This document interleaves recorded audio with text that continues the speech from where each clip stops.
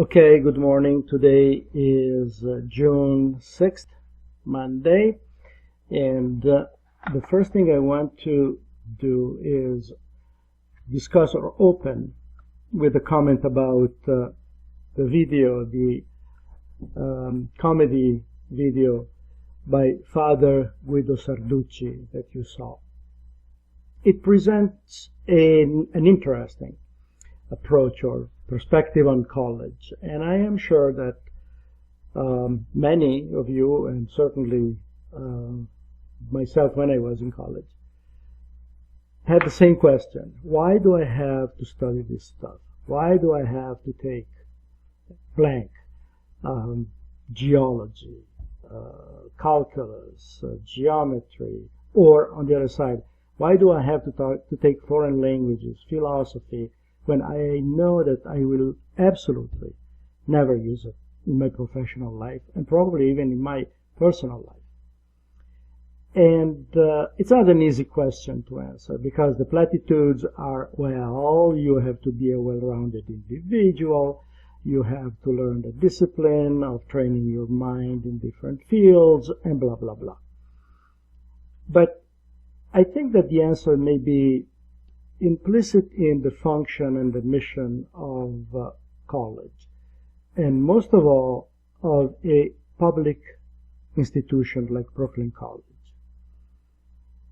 When I think about it in depth, I realize that our function, all the teachers that you see around, the administration, and all of the other apparatuses that make the college, at the end have one function, and the function is to enable you to move from the ranks of labor to the ranks of management. Society does need leaders. Society needs educated individuals, and this is a way for us to prepare the personnel with the appropriate knowledge to become leaders and to take leadership responsibilities. What's the difference between labor and management? And I thought about it. Labor takes orders. Management gives orders. Of course, everybody takes orders, but labor is really limited. Labor can only execute orders, and very little input or feedback is ever requested of labor. Management must have a broader picture, a bigger view. Management is not a job, is a career, and a career has built in the notion of evolution, and possibly evolution for the better. So progress toward more responsibilities, toward more money. Management is required to have a wider picture. It cannot simply focus on one task at a time. It has to understand how the particular task fits in a much larger scheme. And as such, what college does not provide you with the tools that allow you to move from one task to another, but it ensures the employer that your brain is flexible enough and can be trained. You have confronted areas that are completely outside the realm of your interest, or where you had absolutely no previous knowledge. And you learned the basics. You had to figure out how to solve basic problems that you didn't even know existed. This shows to your future employers that your brain indeed can be trained. You can be taken from accounting into personnel. You can be moved from human resources to technological projects. It happens all the time. Every single business of a certain size that I'm familiar with or that I heard of transfers people from one sector to another, not based on the knowledge they have of the new tasks that they have to discharge, but based on the flexibility and the nimbleness of their minds. Well, the very first stamp on your forehead that certifies that you have a brain that can do that is a college degree. Without a college degree, I'm sure that there are very, very many people, extremely intelligent, who do not have a college degree. But employers don't have the time to screen them and to find the pearls among the large ranks of these people. There must be a process in place, and society is what it is, just a series of processes that ensures that there are certain characteristics in these people that will ensure success for the employer, which goes to the crucial point of what labor, what working in general, not simply the labor force, but what working is. Aside from all the rhetoric that work is a way to dignify your existence, blah, blah, blah, blah, blah, blah, blah, blah, blah. Work, if you go back to the metaphor and the fable in the Bible, work is a curse.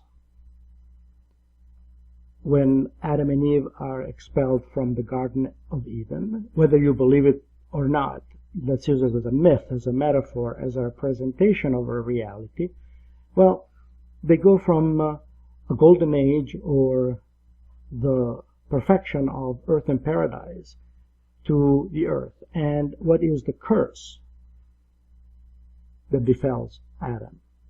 That he has to earn his living by the sweat of his brow.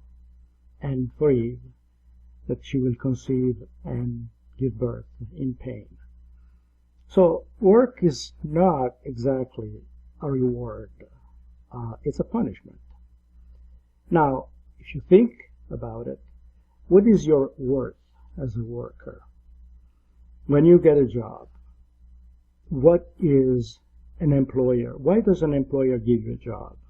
Is it because they are taken by your personality? Is it because they're concerned with your well-being?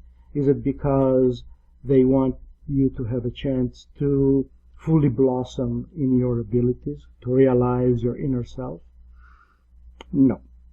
They give you a job because they know that if you work and work well, you will make them more money than he or she will pay you. So at the end of the game, it comes down for the person who gives you a job is how much am I going to profit from the activities of this person. And unfortunately, that's the bottom line value that we all have. Now, there are good things to be said about being in management.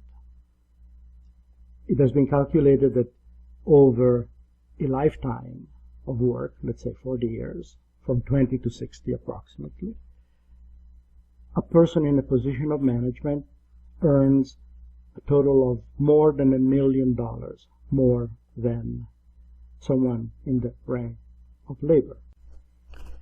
If $1 million doesn't seem much, consider that over the course of 40 years, and let's do it this way, with a calculator, and put it in calculator.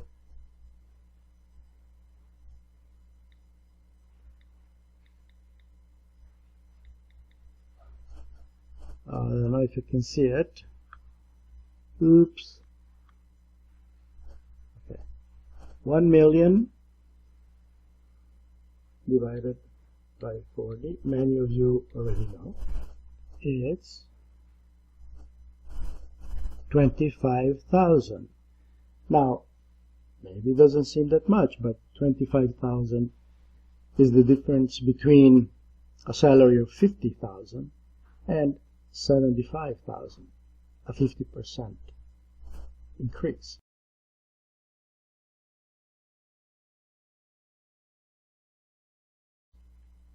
Another statistics that is very relevant is the fact that unemployment among college educated is between 2 and 3%, while unemployment among the non-college educated goes as high as 12–15% for high school dropouts. So there you see already an enormous change in life condition, just that it can be for something like a college degree. So a college graduate at the end of his career will have earned more than $1 million more than a peer who did not have a college degree. Second, associated with education, there are a lot of tangential benefits: better health, better living conditions, better chances for children, and in general, a much more fulfilling lifestyle.